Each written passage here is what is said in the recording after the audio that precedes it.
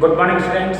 Class 12th की subject biology में आज आप पढ़ रहे हैं मेसेल्सन तथा स्टाल का प्रयोग, जो कि एग्ज़ाम की दृष्टि से छात्रों बहुत ही इम्पोर्टेंट एक्सपेरिमेंट है। तो आइए इसे देखते हैं। छात्रों, मेसेल्सन और स्टाल नामक वैज्ञानिकों ने 1958 1958 में अपनी प्रयोग द्वारा सबसे पहले यह सिद्ध किया था कि डीएनए का जो रेप्लिकेशन होता है वो सेमी कंजर्वेटिव प्रकार का होता है, यानी डीएनए का द्विगुणन होता है वह अर्ध संरक्षी प्रकार का होता है। अर्ध संरक्षी या सेमी कंजर्वेटिव का मतलब है कि जब डीएनए का द्विगुणन होता है, डीएनए का एक प्रतिकृतिकरण होता है, तो उसमें एक सूत्र तो पैरेंटल डीएनए होता है और जबकि दूसरा सूत्र न्यूली सिंथेसाइज्ड डीएनए का होता है। इस बात को सबसे पहले मेसेल्सन और स्टाल ने अपने प्रयोग द्वारा सिद्ध किया था। तो आइए उनका एक्सपेरिमेंट देखते हैं। सबसे पहले मेसेल्सन और स्टाल ने N15 माध्यम लिया, N15 माध्यम लिया और इस माध्यम में ई कोलाई जीवाणु को विकसित कराया, ग्रो कराया। जब ई कोलाई नामक जीवाणु को, ई कोलाई नामक बैक्टीरिया को क्या कराया, विकसित कराया इन दोनों माध्यमों में। जैसे यहाँ ई कोलाई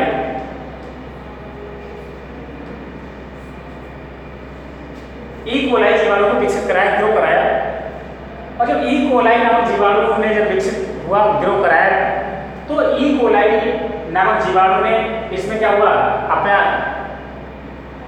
कोशिकाएं विभाजित हुई होगी और कोशिका विभाजन के बाद क्या होगा, डीएनए रेप्लिकेशन भी होगा और डीएनए का रेप्लिकेशन हुआ होगा तो उसके डीएनए में N15 जो लवण है वो पहुंच गया होगा, यानी उसके डीएनए में N15 जो था वो इंजेक्ट हो गया। ठीक, उसके बाद इन्होंने अचानक इस बैक्टीरिया को इस वाले माध्यम में, यानी कि N14 वाले माध्यम में ट्रांसफर कर दिया और ट्रांसफर किया।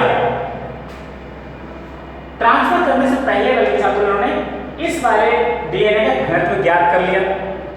फिर उसके बाद इस वाले ई कोलाई को इसमें ट्रांसफर कर दिया, इस जीवाणु को इस N14 वाले माध्यम में ट्रांसफर कर दिया। और ट्रांसफर करने के पश्चात आप जानते हैं कि डीएनए जो बैक्टीरियल सेल होती है, जीवाणु कोशिका होती है, वो 30 मिनट में क्या होती है, डिवाइड करती है। तो इन्होंने 30 मिनट बाद इसके जो डीएनए मिला इसमें, ठीक जीवाणु कोशिका के विभाजन के बाद जो डीएनए मिला, जो डीएनए का दोगुणन हुआ, उसका जब घनत्व ज्ञात किया सेंट्रीफ्यूगेशन के द्वारा, तो इन्हें देखा कि इस जो वाले माध्यम में जो जीवाणु ग्रो हुए उनमें जो उनका घनत्व था वो N14 और N15 वाले डीएनए के मध्य था। ना तो N14 था और ना N15 था, बल्कि इनके दोनों के बीच का था।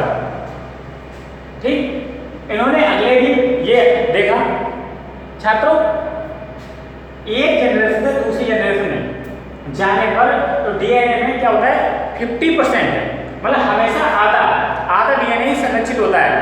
अगर मान लेते हैं यहाँ 100% है, मान लेते हैं छात्रों यहाँ पर 100% डीएनए 100%, तो यहाँ पर कितना हो जाएगा, 50% संरक्षित होता है, तो इसका क्या हो जाएगा, 50% हो जाएगा, यानी कि 100% मान लें इसको, तो यहाँ पर 50% रह जाएगा। और इसको देखो 50%, यहाँ पर 25% रह जाएगा। तो हर जनरेशन में, प्रत्येक जनरेशन में डीएनए का 50% ही डीएनए संरक्षित होता है और 50% न्यूली सिंथेसाइज होता है।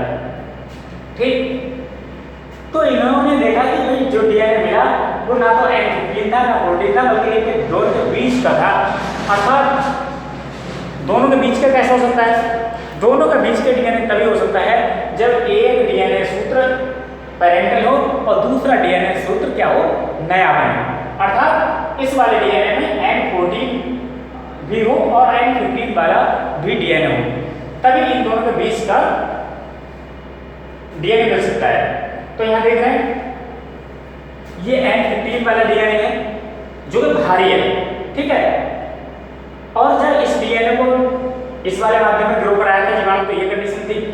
अब इस जीवाणु को इसमें ट्रांसफर कर दिया तो फिर कंडीशन ये आ गई, यानी एन इस वाले देख रहे हैं यहाँ पर N14 और 15 डीएनए मिला है।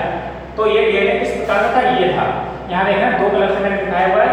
ये जो है जो नीले कलर से लिखा हुआ है, ब्लू कलर से लिखा हुआ है, इसमें चौक चला रहा हूँ, ये सूत्र जो है वो N15 वाले डीएनए का है, यानी ये सूत्र इसका है N15। और जो यहाँ पर व्हाइट कलर में लिखा हुआ है ये N14 डीएनए है।